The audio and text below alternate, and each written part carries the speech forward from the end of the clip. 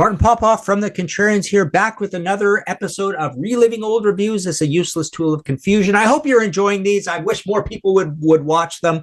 They are short. They don't take up a lot of time. We've done 60 or 70 of these now at this point.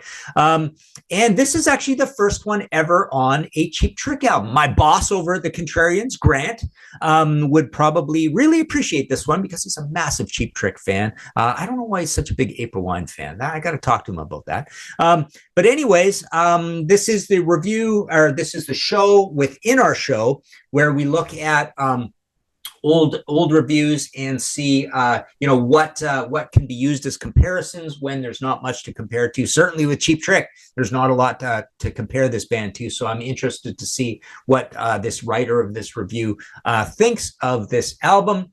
And wow, it's a big writer. This is Ira Robbins, very famous rock journalist, writing for the Trouser Press, the April-May issue of 1977, reviewing the very first Cheap Trick album. Cheap Trick, so good they had to name it twice, right? So here we go. I will comment as we go, as usual. So Ira says, when a group has a guitarist with Donald Sutherland's face and Huntz Hall's wardrobe, a drummer named Bunny Carlos who looks like Rod Steiger playing an Undertaker, and a singer with Frampton Cutes, you've got to make a decision. Love that. So right off the bat, I know who Donald Sutherland is. I can't quite remember who Huntz Hall is, and Rod Steiger either. So I love looking at these old reviews because you get comparisons to things that are maybe isolated in cultural context to the day. We're almost 50 years ago now at this point, right?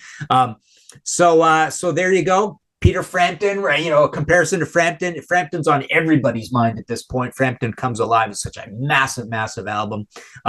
Commands everybody's attention in 1976. But yeah. So here we go.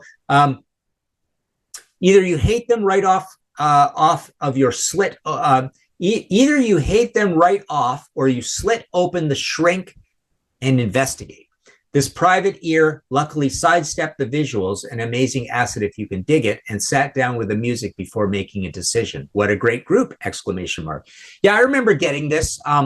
I can't remember whether I got the album first or saw the band live first, but we were on a family vacation across Canada, and I saw Kiss on this tour in Montreal, and Cheap Trick was the support band. And that was my first brush with a rock star celebrity, because I don't know how the heck this happened, but we were driving in the family Dodge camper van by the venue earlier in the day, and there, lo and behold, there is Cheap Trick getting out of a limousine to go into the venue. I thought that was pretty wild.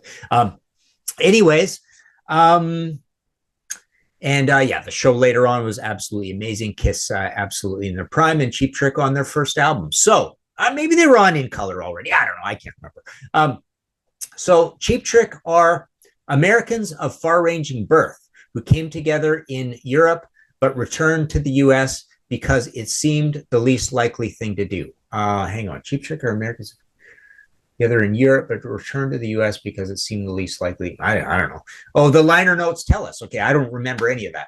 Scouting reports indicate they are amazing live and have already become the object of numerous stories and rumors concerning abilities, age, and attitudes. I'm not going to repeat them and then appear stupid, so let's assume we know nothing about them that the album doesn't offer. Of course, they have this past, fairly long past as Cheap Trick, and then before that, Fuse. They've been around the block. They were great live.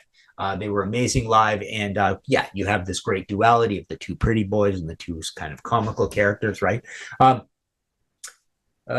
Being produced by Jack Douglas gives Cheap Trick's debut that certain Aerosmith jump to it, but no further comparisons, as there are at least 4 tremendous songs on this album, and that's only an early appraisal. A simple description of the sound is difficult, but it's built up around fairly standard loud guitar, bass, drum noise using a wall of guitar sound, allegedly not overdubbed, continuously as a backdrop for the bizarre changes and harmonies that make Cheap Trick sound instantly recognizable. The musicianship is fine, and one looks forward to seeing them perform. I don't think they have an identifiable sound at all on this album. I think this is the only album where they sound like this. I always compare this to The Who. To me, it's like a power pop version of The Who. They've got this great energy and chaos. I don't hear particularly Aerosmith in the production values of Jack Douglas. I don't think Jack Douglas particularly has a sound. To me, it was just a competently recorded, excitingly recorded album. Not bad, not great. It was just well recorded. And I think they changed their sound radically on In Color. And I think In Color and Heaven Tonight and Dream Police have a similar sort of sound. And you start to get, this real focus on the Cheap Trick sort of persona and sound. And I think they lighten their sound and really soften the edges after this album. This album is pretty raw and exciting and interesting, right? And dangerous. I love it to death. I'm developing a thoroughly speculative theory about these guys. They seem to have something in for the Beatles. Unlike normal groups who emulate their idols, Cheap Trick parody the Beatles using production techniques that give Imagine a vocal run for Lennon's Money. Not sure why Imagine what they're comparing there or why that is bolded. But yeah, a parody of the Beatles. That's kind of interesting. They are maybe a hard rock parody of the Beatles. I mean, we obviously know they love their Beatles and they covered the whole Sgt. Pepper album later on.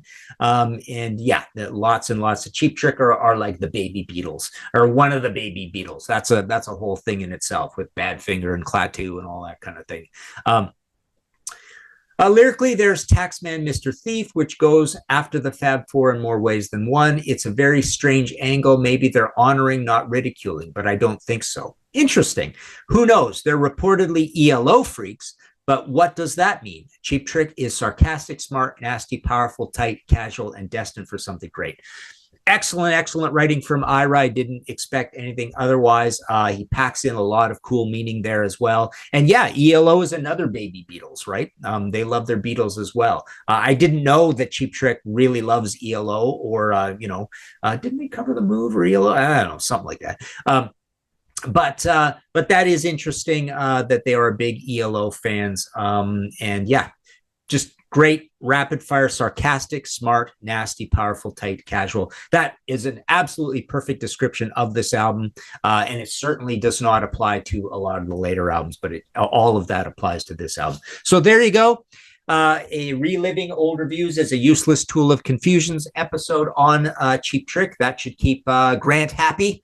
And there you go. A subscribe, like, hit that like button, please. Subscribe. We like the comments. I'll probably be prowling the comments. I'll comment back to you depending on what you say about this. But there you go. And check out all our other episodes. We've got 60 or 70 of them at this point. They don't take a lot of time to listen to. There you go. Cheap Trick, Cheap Trick. Talk to you later.